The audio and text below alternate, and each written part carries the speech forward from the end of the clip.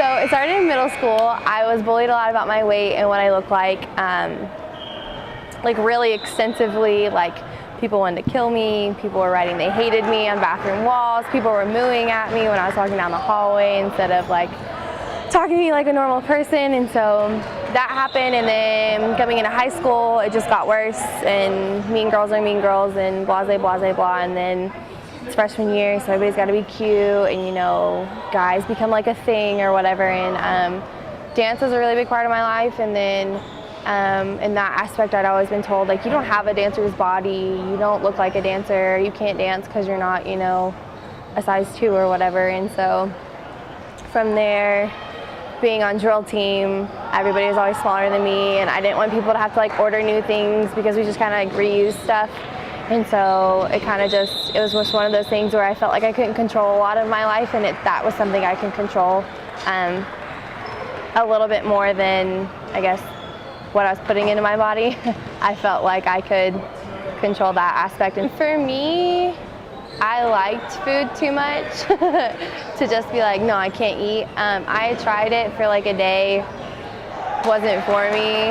Not saying that eating disorders are for anybody, but I had a mental illness and my anxiety was really, really high. And so I wanted it to be inconspicuous, I guess. I didn't want it to be like, Katie, why aren't you eating lunch? Katie, why aren't you eating now? And like, I didn't want my family to know and different stuff like that. So I just kind of would eat, and then I'd wait a few minutes, and then I always had to go to the bathroom after I ate anyways, and so then I would just vomit it all back up.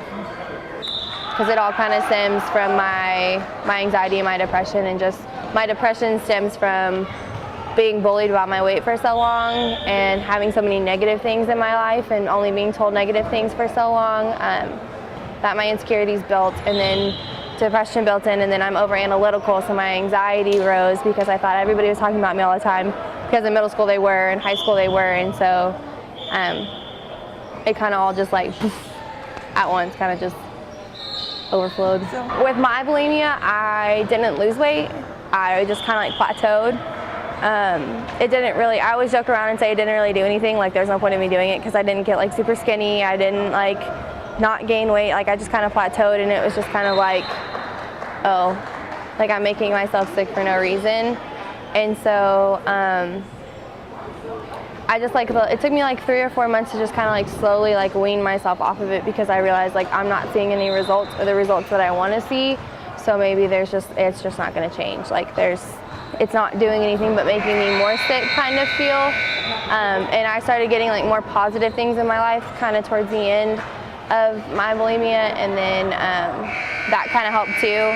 Like I made officer on my drill team, and then I made captain the end of my junior year, and so that was something that I was like, okay, I'm setting an example school-wide and on my team. Like I don't want people finding out, or I don't want other people to know and kind of look down on me kind of thing. It was more like a pride thing than it was anything else, I guess. I'd also been in an abusive relationship around the same time, and so I guess from that, ending that relationship and having that strength to end that and walk away from that situation, I had the strength to kind of be like, okay, you don't need to keep doing this to yourself. Like, it's not something that's working for you or healthy or like physically or mentally or anything else. So with dance, you're always judged on your body. I mean, ironically, I was a dancer. I knew anxiety and different disorders like that had come along with dancing, and of course I knew like, oh, ballerinas are anorexic, like I had always heard that kind of thing, but for me it was like dance was kind of like my escape from it, because you know, like I said, I've been told, you know, you don't have the right body for it, and that sense. And then I also knew like I didn't have the right alignment, like physically, like my bone structure and everything else, like the way my hips are twisted or the way I don't have cartilage on my knees, like different stuff like that. Like I'd overcome different things like that, and then for me it was just, I guess, like it was kind of like a slap in the face to people, because I was like, you say all this stuff about I can't do this, I can't do that, but watch me hit this triple turn, or watch me hit this leg extension, or watch me, you know, hit this Russian, hit this leap that's completely flat in the air, or whatever it was. Watch me kick myself in the face while I do, you know what I mean? Like, it's just different stuff like that, that I was like, okay.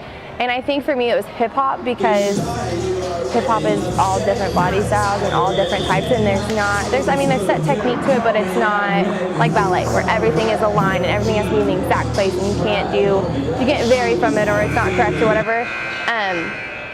And then like jazz was more like sassy and freestyle and stuff like that, and so I got more confidence from being good at those two. That I think it kind of also like pulled me out of what I was thinking, because I was like, okay, I'm in the front for all these dances, I'm doing good, I'm helping choreograph for certain stuff, like I'm doing what I love, and I can't continue doing it if I'm doing this harm to my body, because eventually like I'll fade out or I'll whatever and crash and burn kind of thing. So yeah, I think it hindered and then it ended up helping at the same time. I met girls who were my size, who were dance majors, and who were on the hip hop team, and then I became the part of the hip hop team, and it was something that like I was embraced for being good at what I was doing, and then I was embraced for being different. In the same way in the dance department, like it was a community that was all about us, and it still is. I say was, like it's not anymore, but I'm a part of a community that's about community, like a university where there's people from Dallas, Houston, Louisiana, like urban cities where that's like desired, like more accepted, instead of my little small suburban area in Austin that's like, everybody has to be like this and cookie cutter. And yeah, I think that chapter in my life is closed. I think I associate it with the relationship I was in at the time and the abuse I was receiving from that.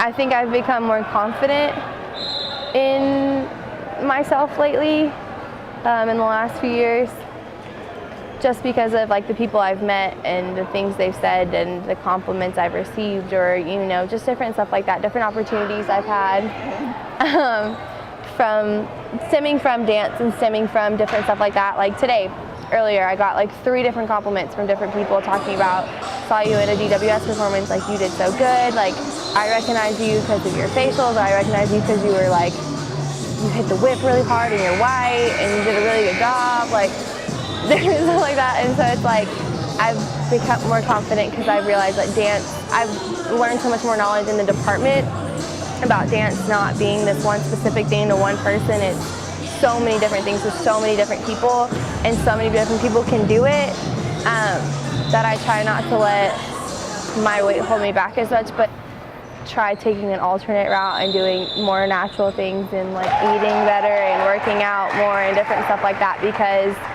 in the end, like I can't always just starve myself, because chicken's really good and I like it and I want it to stay in my body.